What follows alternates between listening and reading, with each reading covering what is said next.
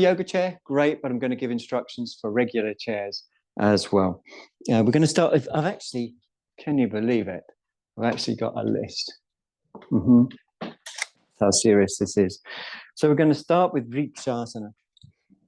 Taking your chair, doesn't matter what kind of chair you've got, any chair will do. As I say, I'm going to give instructions for all kinds of chairs within reason. So we're starting behind the chair with the chest up, breathing through the nose. Natural and easy Tadasana with fingertips just touching the back of the chair very, very lightly. Of course, in Tadasana, the feet can be together or apart. And we're ranging around to create a sense of focus in the present moment. A gathering. I guess in one way you could say that yoga could mean gathering. Of course, it's from the root yuj, the Sanskrit root yuj, which means to bring together. When you're ready, we're going to raise up one heel and bring the foot as high up into the inner thigh of the other leg as we can. And we're simply using the chair for our fingertips. It's very effective if you did have a yoga chair. And don't do it like this. I'll just do it like this to demonstrate, but it's probably tricky to do. To have the chair instead of having it unfolded like that, which is a regular chair, but a yoga chair can fold up and you can lean it against your standing leg.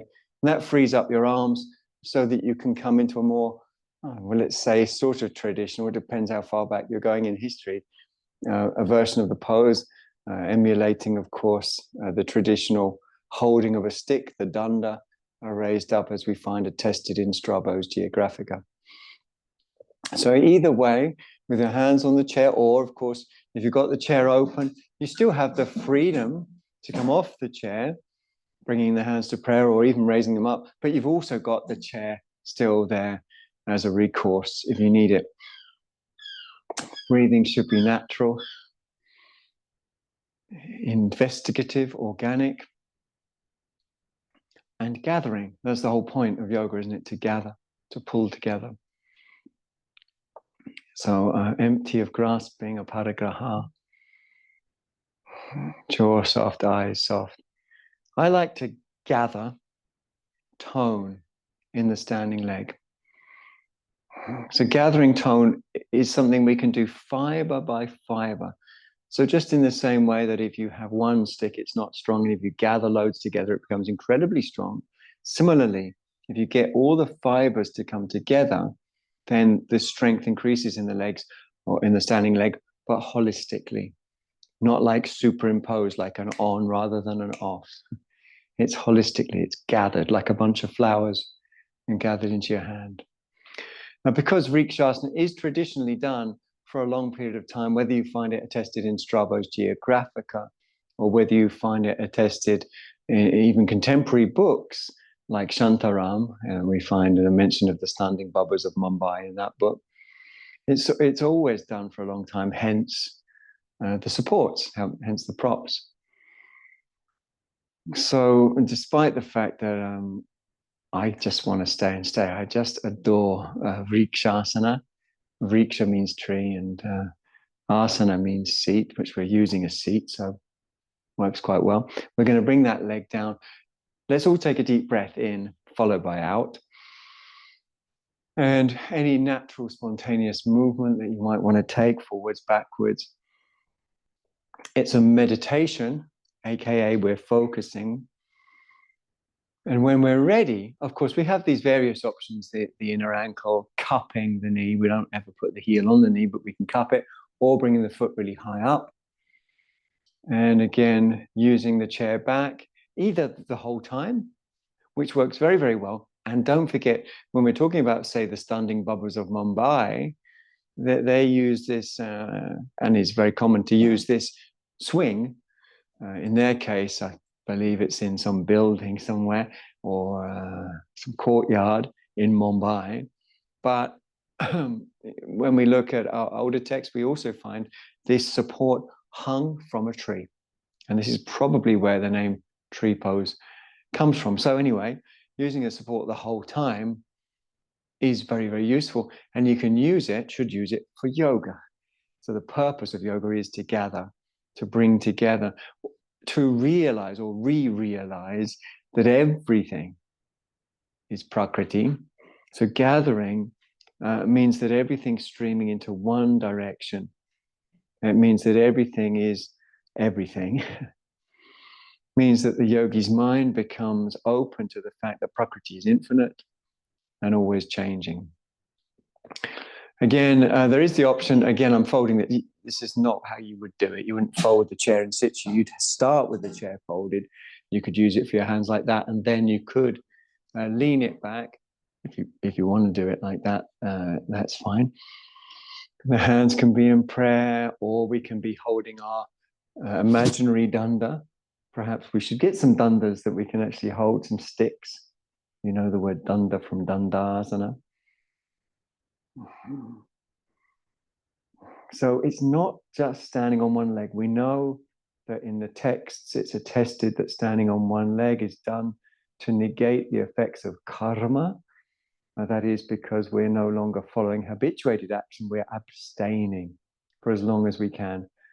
Plus, of course, there's some tapas in this, there's some austerity, you could even say, in this that helps to burn. Tap means to burn, so tapas comes from the root tap, to burn off previously accrued karma. So tree pose is very, very, very clearly focused on those two ways of negating karma. No longer making it, so the samskaras fill in, but also burning that which has already been made through this tapas, which is one use of the word tapas, is austerity. Okay, for me it's not an austerity. I hope it isn't for you either. I literally love it. We're going to bring ourselves down, and we're going to come into Utthita Hasta Pardangusthasana. So again, a regular chair can be used, any kind of chair can be used, with the seat facing the practitioner, the yogin. And by the way, the word for a practitioner of yoga who's a male is a yogin, and a female is a yogini. The word yogi is a Sanskrit word, but is it's a word for the agent of the action. So it's a slightly different thing. But if you're referring to someone who practices yoga, you use the word yogin or yogini. So you can have the chair this way around with a block. I think it's quite fun to have the block on its end, a brick block, because I quite enjoy the precision placement. I think I brought another one down as well somewhere. It's gone missing. But you can have one on top of the other, even for even more excitement. That's obviously for someone who's very used to the pose. Or, of course, you can also turn the chair backwards, and even a regular chair, most regular chairs, this works very, very well for. In the past, I have instructed people to put a yoga mat over the back of the chair, which you can do if you want. Utthita Hasta Pardangusthasana. My favorite way to get the distance right is to look back and forth between your feet and the target area, which is either the two blocks or stack of regular blocks on the chair seat, or the more specific target of the chair back. And somewhere in your tummy, your chest, or your throat, you'll get a feeling of whether you're too far, just right, or too close. And so you adjust according to that feeling. We have really good spatial awareness.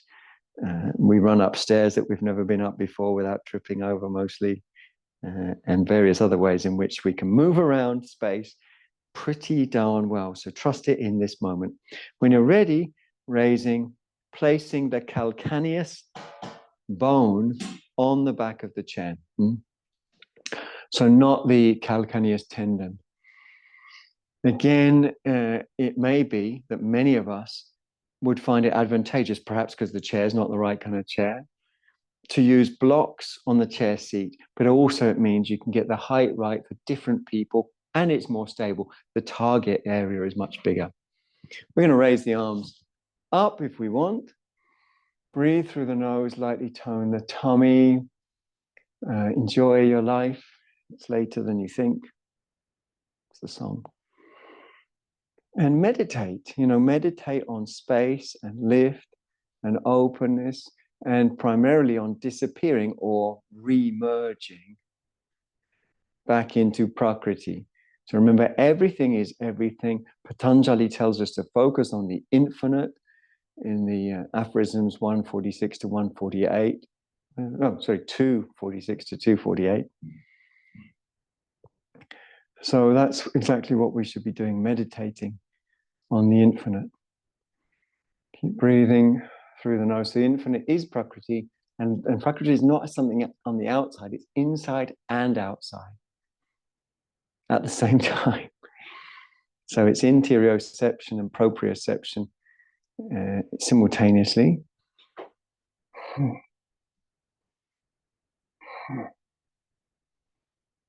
Right. For me, again, this is I just want to stay and stay. Developing strength is something that's meditative. It's not like exercisey, it's meditative because it's union. Strength is union, isn't it? And yoga is union. Okay, bring your arms down, and we can either, sorry about this, raise the leg up and just give that a go. Try and keep it as meditation, or you can just come straight out. I guess you're at home. You could get away with all sorts there. Keep breathing through your nose, jaw soft, eyes soft. Tadasana. Natural, deep, easy, meditative breathing. Toes spread. Oh, there's a naughty cat. You keep going, but I'm going to get the cat down off there. You're not allowed up there, are you? Oh, it's a naughty cat. Look at that naughty cat. Down you go. The cats are interesting because when you've got your eye off the ball, they try to get away with anything, and so does the foot that's on the floor. So when you raise up your other leg, placing the back of the heel on the chair, watch out for that standing leg foot. This applies for all versions of Utthita Hasta Padangusthasana. I'll just repeat the name. Utthita Hasta Padangusthasana. Utthita Hasta Padangusthasana. If you want and you're happy to, you can raise your arms. Don't hold your breath. Meditate. So meditate, I remind us, just means melting back into the whole. So everything is everything, but we don't always feel that, do we? Sometimes we feel like, I'm separate to you. My mind is separate to my body. We feel various things. Pusscat, how you doing? How you doing, buddy? Keep that tummy lightly toned. This is Zaphod, by the way. He's got the waggiest tail of all cats ever. Regarding the standing leg, tone, strength, gathered holistically, fiber by fiber, means you're tuning out of gripping, grasping, grabbing, being someone, going somewhere, and means you're tuning in on the now. So it's a way of purging the nerves. Okay, big wide circle, gracefully. Place your foot down. Turn around, same pose, Utthita Hasta Padangusthasana. Normally, you need to be a centimeter further away for the sideways version. So hopefully that's worked out. If your chair is not balancing that well, it's good to use, if you can find a mammal to put on there. A mammal's good to put on there. We're going to lift the leg, we're going to turn it, we're going to place the foot on the back of the chair. And it's easy to walk your foot out, the standing leg foot out if you need to. What it shouldn't be is too close in. So we want the ankle a little further out than the hip. And just like Trikonasana, the heel lines up with the arch. Stretch, turn, lift. Lightly tone the tum. So what is this phrase that we use in Vajrasati so often, lightly tone the tummy, refer to? And lightly toning the tummy refers to two things, tone and lightness.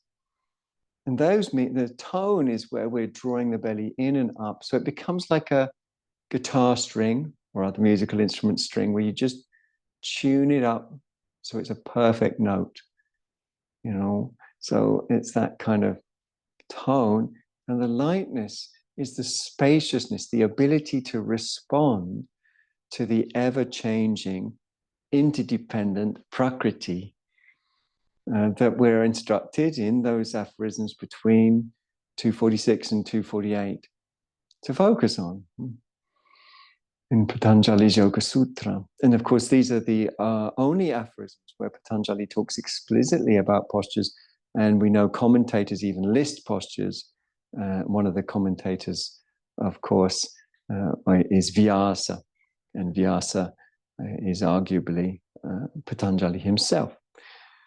Graceful descent, bringing your leg back down and taking a breath or two and just shake it off, as they say.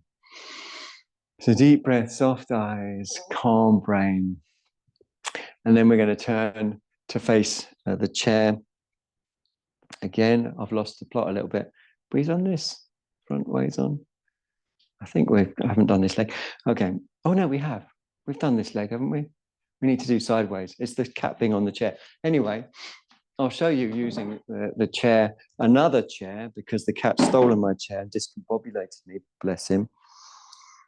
We're going to do sideways to the other side. So leg up similarly, and place with skill the back of the heel on the chair. And the standing leg, remember, is slightly, very slightly sloping, meaning the top of the thigh a bit closer to the chair than the bottom of the thigh.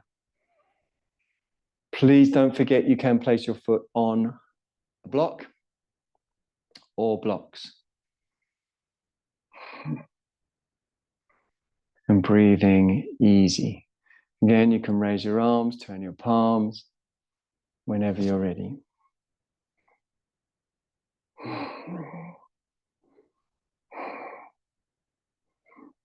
So breathing spacious, calm, roots of the neck. And by that, what's meant are the descending fibers of the trapezius muscle. So we know that the trapezius comes down from the skull out to the lateral thirds of the collarbones and then back in towards the bottom of the rib cage at the bottom of the thoracic region. And in that way, it forms this trapezoid shape. Anyway, keep the tummy lightly toned, breathe through your nose. Reiteratively find, rediscover various fibers and gather them together. Because remember, when you're tuning in, necessarily you're tuning out. We can't play two different radio stations on the same radio set at the same time. Okay, big circle, graceful descent. Looks like I've got my chair back. Take a breath, shake out a little bit, and take a few deep breaths like that. Now we're going to come into Marichyasana number 3. And again, blocks are very, very useful for this. So I'm going to gather 3, but you can use whatever you got that your foot can come onto. Now, we oftentimes do this against a wall, but we don't always have a wall. If it's easy with the wall there, that's fine. If you do this pose against the wall, remember to shift the blocks closer to the wall. Sometimes you've got to weight the other end so that the foot doesn't feel like it's tipping the blocks. And then you put your hip against the wall. I haven't got a wall, so I'm not going to do, well, I have got a wall, but I'm not using it. We're going to bring the foot up. So here, if you have got it up against the wall, your hip is against the wall. That means the blocks have got to be right up against the wall. That means you might need to counterbalance your blocks. Easy to counterbalance the blocks, by the way, if you've got an Indian cotton blanket. You just got to put it on one end of the blocks and you're good to go. So whether you're using a wall or not, I'll give the instructions either way. Light tone in the tummy. Let's take a few deep breaths. Imagine for a moment you are falling in love with the moment itself, with all of this, with the goddess, with Prakriti. And falling in love always, I think, I'm right in saying, always has a profoundly strong element of dana. That is to say, giving, D-A-N-A, dana, giving. So what is it you're giving to what? You're giving this crystallized sense of me, myself, and I, which is actually constructed of things that are changing and contradictory, back to the field, which actually me, myself, and I is part of, back and forwards. So the me, myself, and I is just a moment in a field. As the field moves, the me, myself, and I changes, and vice versa. The me, myself, and I interacts with that field. If you're using a wall, you lift and turn with your hands placed as I've got mine here. I'm miming a wall. It works nicely without the wall as well. Breathe easy, chest open. You can, without the wall, bring your hand against the outside of your leg and stretch your other arm out. I would recommend palm up and breathing natural, honest, investigative, playful, looking for lift, looking for height, looking for tone, looking for integrity. So this is Marichasana. If being assisted, the assistant will press in just below where your greater trochanter sticks out, the prominence of bone on the top of the outer femur. Returning to center, catch a breath. Shake off. If you're using the wall, obviously you'll need to turn your chair around. Just a reminder about the wall that the blocks should be right over, so they will overhang a little bit over your edge of your chair, but with an Indian cotton blanket, everything is possible. You can balance it usually quite well. The Indian cotton blankets are weighty enough to keep that down, but as I'm not using a wall, I won't need to counterbalance. As for Utthita Hasta Padangusthasana, the standing leg foot shouldn't turn out. Why are we so insistent on this? What will happen if someone's foot turns out? Pretty much nothing. But the discipline of challenging modus operandi is enough to begin to bring up those modus operandi, which are patterns stored in the nerves. And in that bringing up, they come up.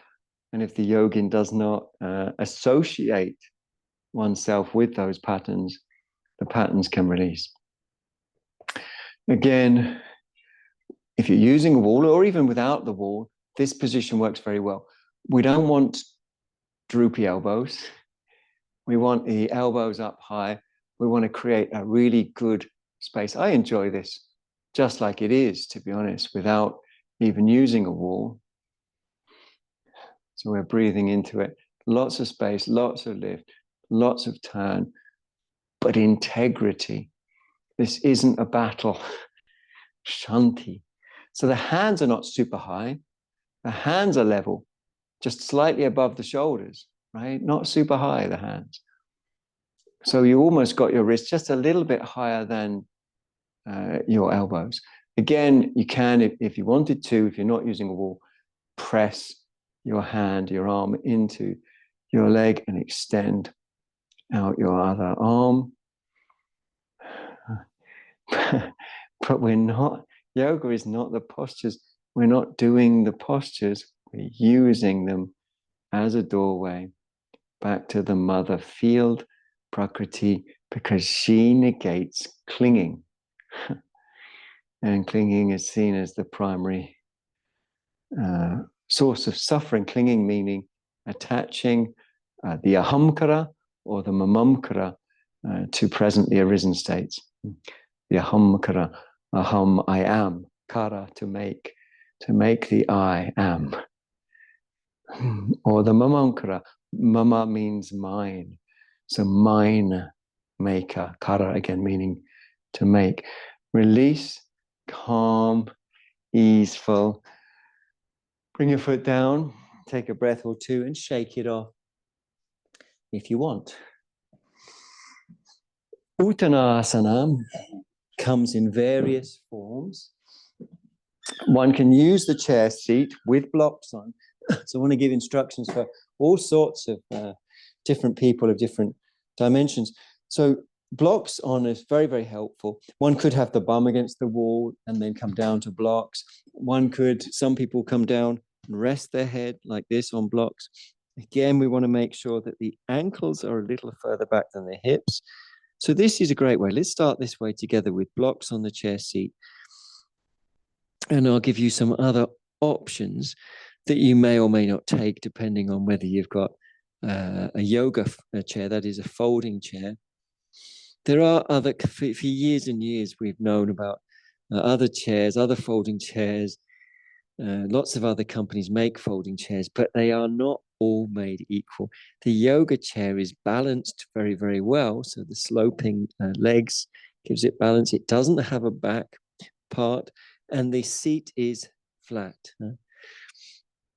Some of them have an additional bar for security, but you can also do other poses. So although you might see other chairs, they are good for many things, but they don't really entirely substitute the yoga chair. But truth is, not everyone has one, and certainly not all of the people who practice yoga or even the yoga studios have them. So anyway, this is Uttanasana. We're going to come up real calm, leading with the chest. You don't need to do the bent knee thing here because you're not coming down low. You know, there's a version of Uttanasana, if you've been down low and you've been down for a while, that we always say coming up involves bending the knees until your ribs touch your thighs, hands on the thighs just above the knees, straighten and lock the elbows, and then work your way up. You don't need to do that if you've not been down so low. We're going to turn the chair around so the back of the chair faces towards us. And the thenar eminences are the soft parts of the hands.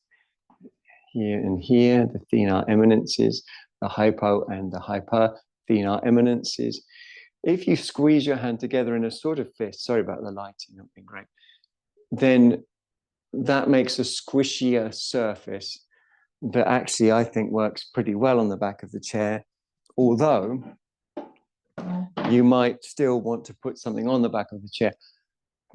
I'm not sure that a blanket always works because it's slippy, and we need to be able to really give to the moment.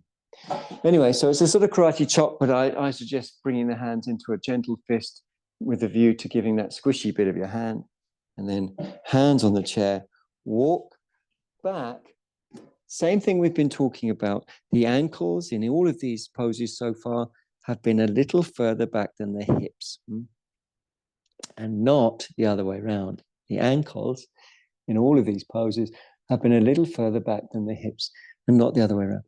This is Ardha Uttanasana, Ardha meaning half. Actually, I should pronounce that properly, Ardha. So the letters in Ardha are A, Ar, Dha, A, Ardha. Stretching, stretching, stretching, breathing, breathing, breathing. I love it. I hope you're getting into it too, especially in the lumbar region. And remember, the more you get into this, the more the previous occupation of this from the nerves is purged. Like pressing your foot into a muddy puddle as you press down, what the puddle was holding in the form of gases comes up because it can't hold your foot and the gases at the same time, or rather, I should say, the spaces that allow for the gases to be there. Your foot takes up those spaces. Come forwards calmly. Now we're either going to turn the chair around and repeat the same thing, or we can, if you've got a yoga chair, it only works with a yoga chair or a folding chair anyway, then you can put your mat over the back of the chair and then fold the chair in half like that.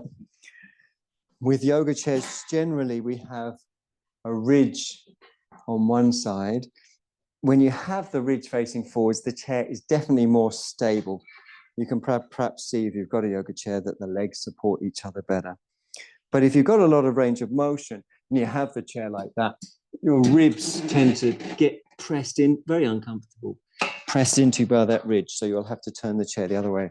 So we're either now repeating the head down to the chair seat on blocks, or if you've got a folding yoga chair, you're folding it, placing it in the very top of the thighs and tilting over. So it gives you your fulcrum.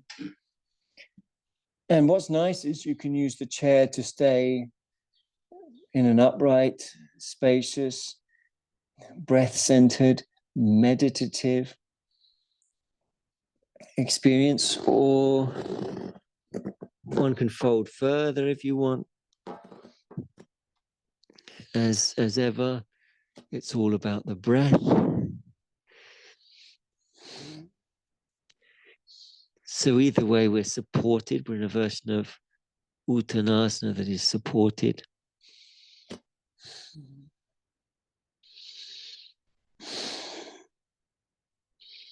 As the blood pressure increases in your head, I'm sure you'll feel a little calmer. The increase of blood pressure in the head makes the body presume that the blood pressure has increased everywhere. And so because of this increased blood pressure, it's better if the arteries are more relaxed, more open, so that blood pressure can go down. So we have to relax. So it knocks us into a parasympathetic response, the so-called rest and digest, or feed and breathe, the parasympathetic.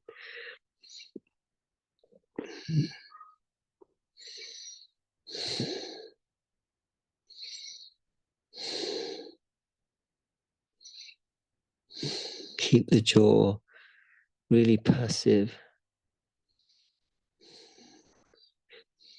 And again, we're going to, for me, it makes a lot of difference.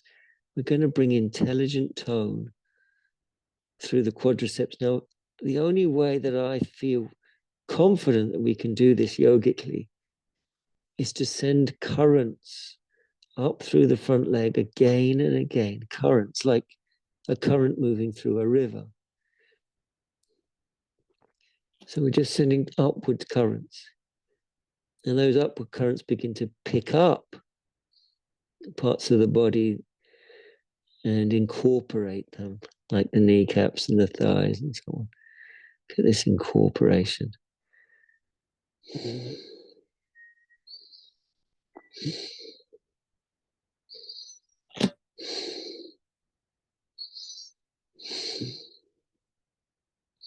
Because Uttanasana is so very wonderful, it's very tempting to stay. There are so many things we could focus on.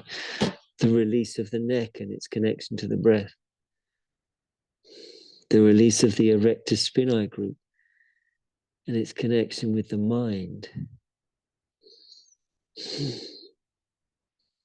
The release of the hamstrings and their connection with meditative or yogic tone. But we probably should come up. So either way, remember, you don't need to do the bent knee thing, because you can use your chair, whether you've got the seat there or whether you're using the back of it, you can use your chair to bring yourself up real calm, real slow, real meditative. And if you need to, you reopen the chair, take a couple of deep breaths. There might be a little shake out if you want. Bharadvajasana, using a chair. Bharadvaja, of course, is the name of a sage. If you're using the chair sideways on, and I'll show you on both kinds of chairs, some chairs are wide enough, just as they are, for a sideways on, as you can see on this chair. But with the yoga chair, there's a big old slope there, isn't there? And that only gives you a little bit of space for your bum to go on to. So therefore, we extend the length of the chair. And I've seen some people put blocks on, and they've put them back level with the front of the seat, and that's pointless, because all you've done is raise the height. We need to lengthen the seat itself. So if you've got a regular chair, keep it like it is. Otherwise, a yoga chair, a couple of blocks. Of course, it does raise the height of the chair. So you might want to have some, let's call it footwear, blocks under your feet. The buttock flesh is drawn out and back. When I do that, I lift the heel of each leg as I adjust. So buttock flesh out and back, lifting the heel and adjusting. The feet can be apart. And we're just going to let ourselves settle. The shoulders settle, the breath settles. Jaw settles. Thighs settle. That seagull's just settled out there. And then we lift and turn towards the chair back. Very simple. The pelvis naturally moves. Don't worry. We're not trying to keep the pelvis square, facing, front and then twist. We just let it turn naturally, the whole thing. We breathe through the nose. Keep the heels settled. Take deeper breaths. It's the hand that's closest to your back once you've turned that is the hand that you press into. And because yoga is not a bunch of exercises, but a meditation, as you twist, look for meditative alignment through creating height and lift and calmness.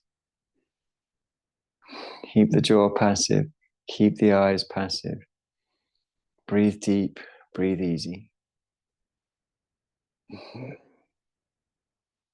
So of course, this is a version of the pose where we sit on the floor and we have our legs over to one side and we twist, which we call Bharadvajasana. And we can see Buddhist monks sitting in a pose like this, but without the twist. Their legs go over to the side.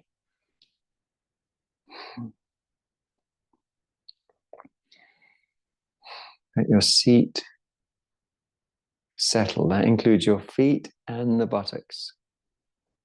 Let yourself, as it were, arrive. Let your seat settle. Turn back to center. Catch a breath. 2, 3, 4 or more. And obviously we're going to do the same thing on the other side. So I'm just going to turn my chair around. As a yoga teacher, you either have that option, turning your chair around, or perhaps you'll move your chair right over to the other side of the room. So you still face the students one way or the other. That's important. And then you sit again on your chair with feet hip width apart and lined up. And then buttock flesh drawn out and back. Now, I'll tell you a secret. That I sometimes find that my shorts sort of don't allow a free movement of the skin. And I don't go far down, but I go a little bit down to the top of the buttock and draw the buttock flesh out and back from there. And I find that much more effective. So just to the top of the buttock, really. So you've got a bit of the buttock flesh, draw it out and back. That can work very well. And we're going to lift and turn towards the chair back without holding the breath. Relaxing the jaw and eyes and tongue. And can you remember which hand you press with? You got it. It's the one near your back. But the pressure is absolutely married and aligned to the lift. And they absolutely both contribute to the yogin disappearing. Remember, we're using this word yogin, which is the word we use when we're just referring to someone who practices yoga. If you use the word yogi, you're referring to someone who is the actor of the verb in a sentence. So the yogi did this, the yogi did that. But if you're not using the nominative singular, you're just referring to someone who practices yoga. They're a yogin if they're a man. They're a yogini if they're a woman. Meditate means fall in love, empty of grasping, akaliko dhamma, timeless. So we're entering into the akaliko dhamma, the timeless truth. No rush, no hurry, not needing to be anyone going anywhere.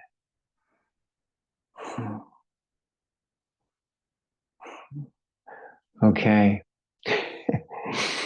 It's going very quickly. We're going to come up. Now, we're either going to repeat, if you've got a regular chair, which is a great thing to do, but if you've got a yoga chair, let's just go through the process of coming in through the back of the chair and repeating Bharadvajasana. So either way, it's a repeat with the side saddle or through the back of a yoga chair, and then inhaling, lifting, turning. Now, I've seen people on a yoga chair bring their arm down and through and hold the inside. But for many people, if you do that, you can feel tightness comes in the collarbones. So for most people, you can feel the difference. You can try it if you've got a yoga chair. Go through underneath the top bar and hold, and then juxtapose that against draping the arm over the top. Not for everyone, but for most people, the latter is far better. It's still a meditation. So the breath, mind, and body. We know perhaps that we can reach round and hold. If I show you the other side, I'm sure you know anyway. Some people can't hold, but they're just not close enough to the back of the chair. You can see, I can't hold if I'm here, but I can hold if I'm here. So breathing easy, jaw soft, brain relaxed, spontaneous, natural, meditative.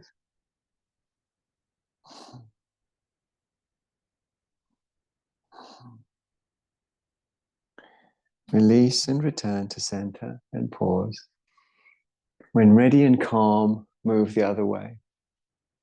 Perhaps you can imagine the Ida and Pingala channels wrapping around the central channel, the Sushumna, and in a sense, in a real tangible way, pouring consciousness into the central channel out of those lateral channels, which represent dualism for obvious reasons. The lateral channels are two. The central channel is Advaita, not two. Advaita, not two.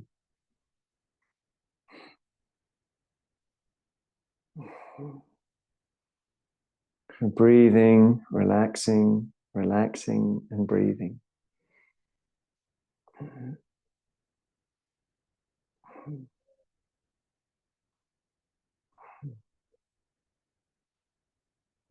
And balancing meditatively.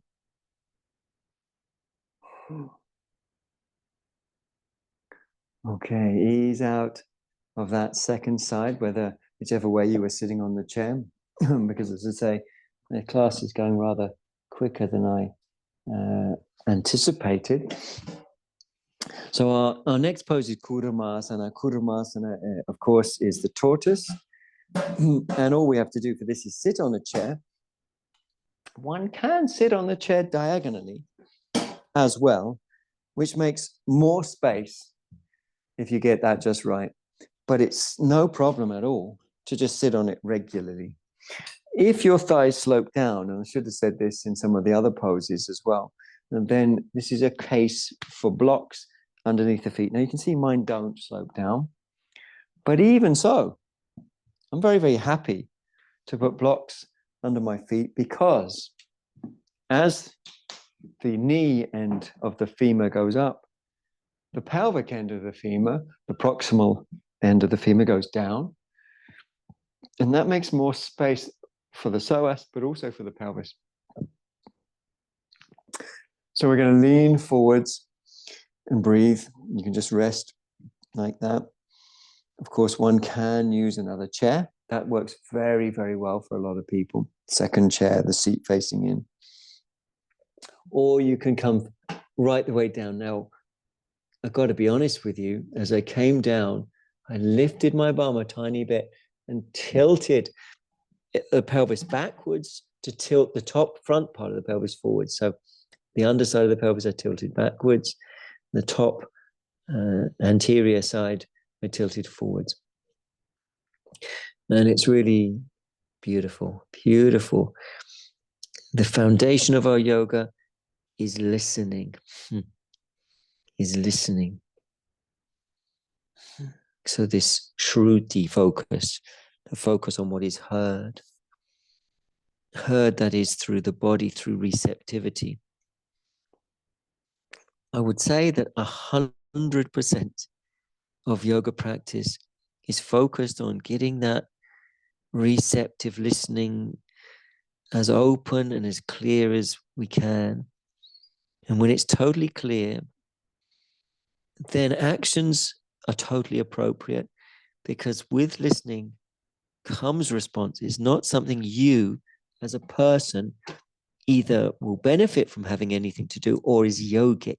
If you as a person are trying to do the poses, that's karmic. And remember, the whole reason for yoga existing is to get us out of karmic cycles.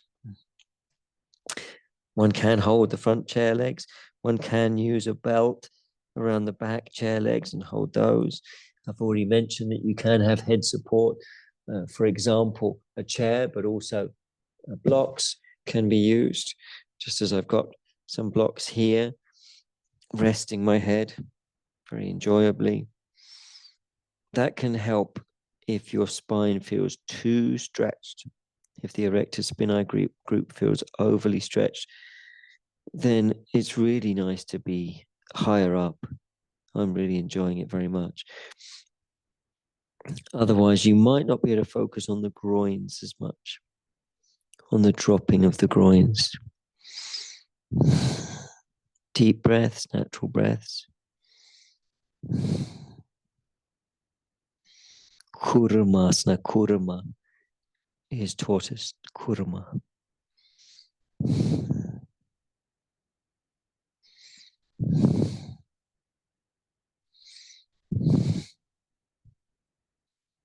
Now, I found my happy place, so I better not get too carried away here. We're going to come up calm and slow. I hope you've noticed all those possibilities.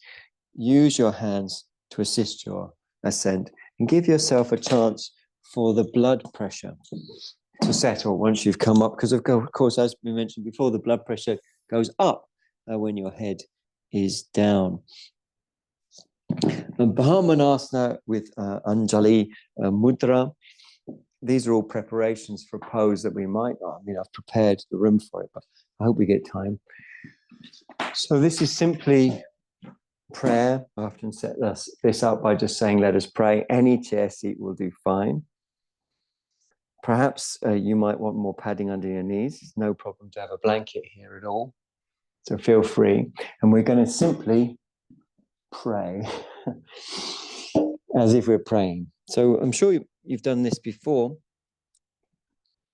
So this is Brahmanasana, the so-called table pose with Anjali Mudra. And we know the word Anjali from Patanjali. Patan meaning to fly or fall, Anjali meaning prayer. So in this pose with the knees a little way apart, the elbows are fairly close to the front of the chair, which means for some people and with some chairs, you might want to put padding on the chair itself. Again, be mindful of slippage regarding blankets. If you've got a second yoga mat, non-slip surfaces are very, very useful for this, because you want a bit of traction anyway. Not everyone's head can come through the arms. It depends on the length of your neck and the length of your forearms, your humerus bones. If your humerus bones are not very long and your neck is quite long, your head may well rest on the chair instead. Either way, the hands can come towards, the thumbs can come towards your back, which makes a delicious stretch for the serratus anterior. So you can feel around the back ribs and shoulder blades. And then another stretch, which not everyone likes, but is very good for you, is to stretch the arms towards the chair, palms apart. Now, even if that feels really uncomfortable for a moment, that discomfort will settle. Sometimes it feels uncomfortable on the elbows, but then it goes right into the deltoid muscles, shaped like the Greek letter delta, the deltoid muscles. And they very, very rarely get this kind of challenge and stretch, and it's very good for them because they do so much. The deltoid muscles bring your arms forwards, they bring your arms backwards, they bring your arms up. So all these are possibilities. And there's also the possibility to do sort of windscreen wiper blades with your feet if you want to, and really stretch through your back. We're going to press down because it's intense, but also because of time. We're going to come forwards. And while we're on the subject of intensity, turn around, if you don't mind. Place your hands on the chair. So this is a Vajrasana position, but with a shoulder stretch. The main thing that people miss on this is walking forwards far enough. If you know that you need blocks when you kneel, have those ready from the get-go. You can travel with them. So I've put one there as a demonstration. And then we travel forwards. So if you're traveling with a block, it's little steps, so you don't disrupt the block position too much. But the point is you go really, really, really, really, really, really, really, really far forwards. Because if you don't, your shoulders will be shunted forward. So I don't need the blocks. But if you do, you can sit down on the blocks or on a block. But otherwise, make sure your shoulders are not pushed forwards. And that usually happens, as I say, when people massively underestimate how far they need to walk forwards. It's always further than you think. Great stretch around the shoulders and the neck. Sometimes people feel it around the elbows. You can experiment with placing more weight towards the index finger and thumb, and that often takes the pressure off. You can also experiment with pulling the chair towards you if you get that pain in the elbows, and that might help as well. But usually just a change of pressure on the hands, perhaps more towards the thumb and index finger, might take the pressure off the elbows. Again, because of its richness, I love it. We're going to bring the arms out and rest in our Vajrasana for 2 or 3 deep breaths while I check time, which is running away very fast indeed. We're going to come into Dvipada Viparita Dandasana. Big part of the problem with this pose is saying its name, Dvipada Viparita Dandasana. Dvipada Viparita Dandasana. Dvi meaning foot, meaning 2, pada meaning foot, viparita reversed, dandasana. So in this pose, for sure, take your yoga mat and put it on top of your chair. I've got 3 other big poses. We're never going to make it. So we'll have to continue this next Thursday. If you're around, we'll do part 2 chair yoga next Thursday. Same time. It's always the same time on Thursday. Now, if you're shorter in the torso, you need to therefore shorten the length of the chair, or if your back just feels tight, the way we shorten the length of the chair is to take a blanket and roll it into a thin saucisson. Right? Now, I don't actually usually use this because the chair fits me pretty comfortably, but you roll it into a thin sausage like that, and that thin sausage will go on the front, and you can shorten the length of the chair. Now, it doesn't need much shortening.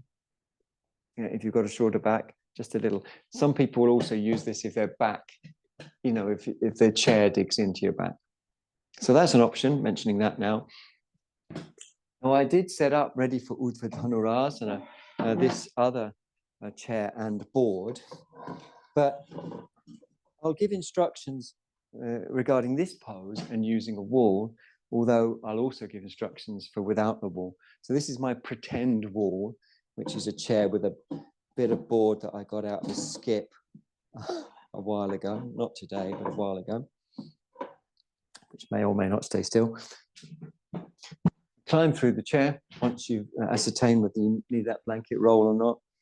Of course, if you're a yoga teacher and one of your students finds it's digging in their back or they're not giving a stretch, then you can use a chair. You can use a blanket. If you're using a wall, the measurement is tailbone off the end and then stretch your legs to the wall like this. Then you bend your legs to come in. The rule is bent legs in, bent legs out. You don't come in with straight legs. If you haven't got a wall, you don't need to measure. So that's fine. Works fine either way. Then you turn the pelvis, keep that tailbone coming off the end of your chair and stretch back. The tummy is toned. Of course, you can use another chair or whatever you've got that will support you, strong coffee table, for your head here. If you're pregnant, if you've got blood pressure issues, if you just feel dizzy generally or nauseous, or if your back feels tight because the abdominals can't quite keep up with the pace of the movement, then I recommend some extra support. You can also use a stack of blocks for your head to come to, or if you're comfortable, just come to where you are without any support. If you're using a wall, hopefully you've measured just so that then when you stretch your legs out, as mine have here, you can recontact the wall. But if you haven't got a wall, just stretch your legs out anyway. If your students are not, and they haven't got the measurement quite right, then you can always put blocks between the feet and the wall by going up to them and asking them to dorsiflex, which they probably won't know what it means. So pull your toes away from the wall, you'll say, and then you put a block under each foot. Another problem that happens is people think that their heels can be off the floor. They cannot. Well, actually they can with caveats, but we haven't got time to go into those caveats now. Perhaps next Thursday. This is the right pose for most people with bent legs or straight, but you can also shimmy down. Now, I should say I'm using a regular yoga chair. No es problemo for a regular chair, not a yoga chair. So I'll just, you don't have to come out yet, but I'll come out because I realize I haven't demonstrated for a regular chair. Now this chair, very nice chairs, but they're not quite even. So you make the evenness with blocks. Now I've got an even surface because my chairs, they fan out at the front. You can also find some chairs that scoop a little bit. So you can fill in any scoops with a blanket and get the surface flat. So this remedies odd shapes of chair seat, but it also remedies problems to do with the chair not being the right length. So same thing, everything's the same. I'm on a chair here. Here you could, if the chair is quite high, you could put your heels. Somebody's heels can go on a block. So that's a demonstration for a more regular sort of chair.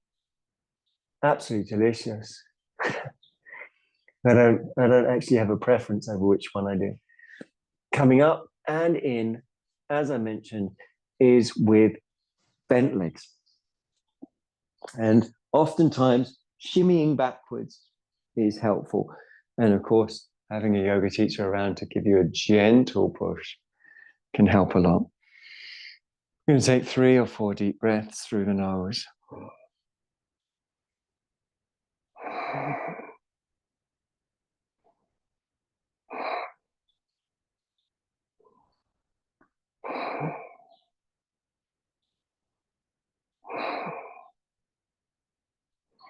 Turning to sit on the chair like a normal person. What a great pose that is. Bring the hands to prayer and plant the Bija mantra Om in 4 places: the pelvic floor, the abdomen, the chest, and the forehead center. Pelvic floor, the abdomen, the chest, and the forehead center. So we're going to do that by chanting it 4 times. Take a deep breath in for the first.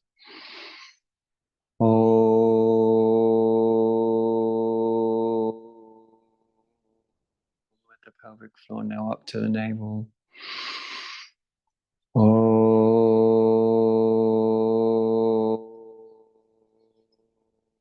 Really placing the mantra, moving up to the heart.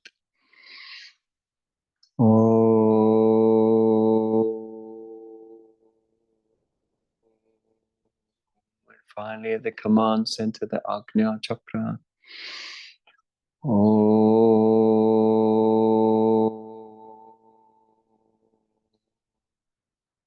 And then deep breaths.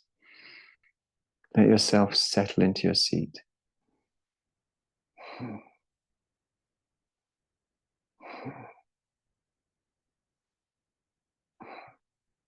We're going to release our hands.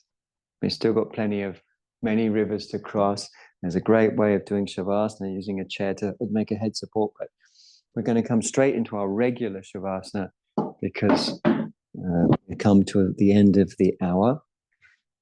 Is it an hour? I can't remember. Yeah, it's an hour. And so we're going to lay ourselves flat down for a very, very important Shavasana. Shava meaning corpse. Mrita meaning dead. So it's also known as Mritasana.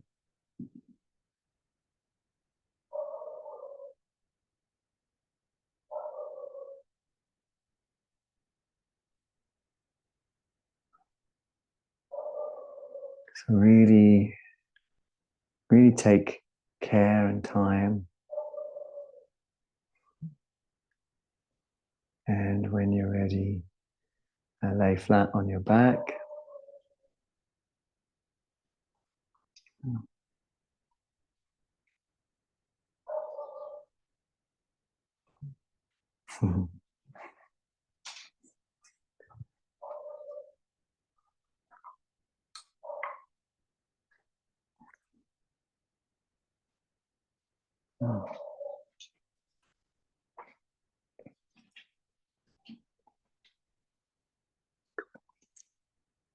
Its eyes closed, jaw soft.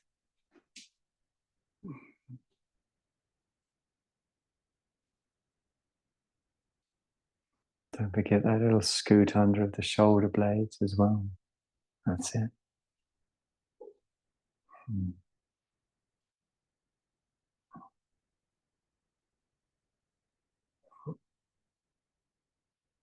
And attention is towards the heart.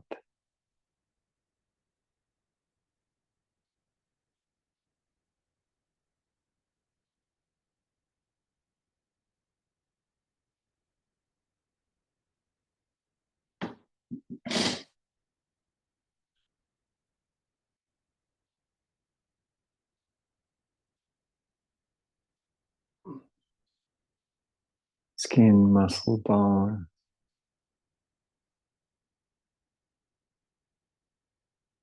All say yes.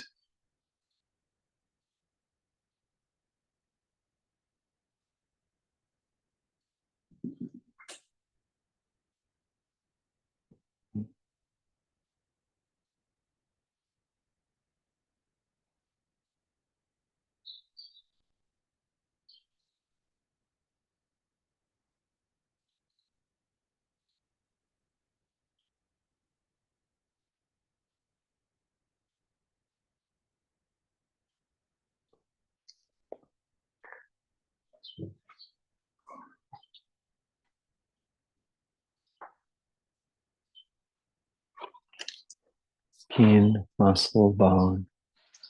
All say yes.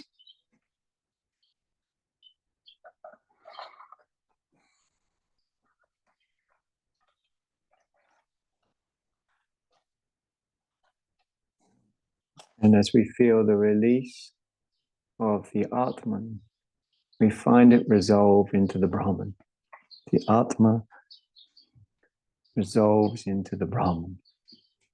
The individual sense of me, the essence sense of myself and where I am, is revealed to be the fully expanded, the Brahman, from the root to expand.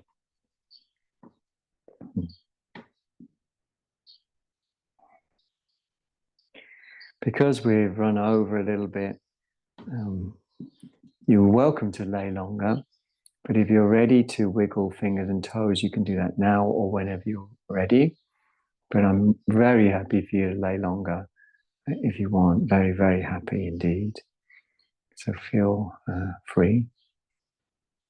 If you're ready to bend your legs, go ahead and place the soles of the feet onto the floor. Scoot the buttocks under. And then rolling to your left with knees drawn up.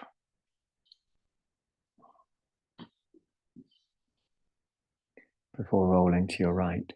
Similarly. So either where you are or coming up from the side, I don't mind which way we go about it. But we can, if we feel to, we can dedicate our merit. So let's listen, and then I think it's good to sort of pick a few concrete examples after you've agreed. Concrete examples of beings that you'd like to feel cooled, calmed, alleviated, released, quenched, sated. May any benefit that we've gained in our acting in this way go to the alleviation of the suffering of all beings. Om.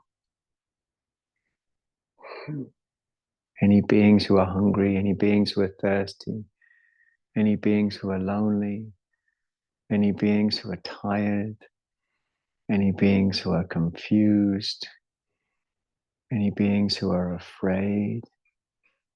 May they feel this. May they feel noted, noticed. May they feel connected.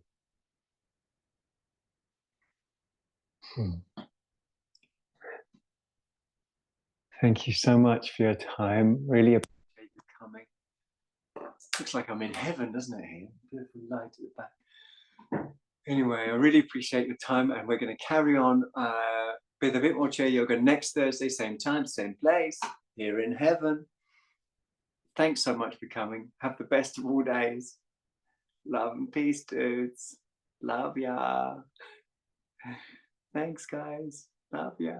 See you soon.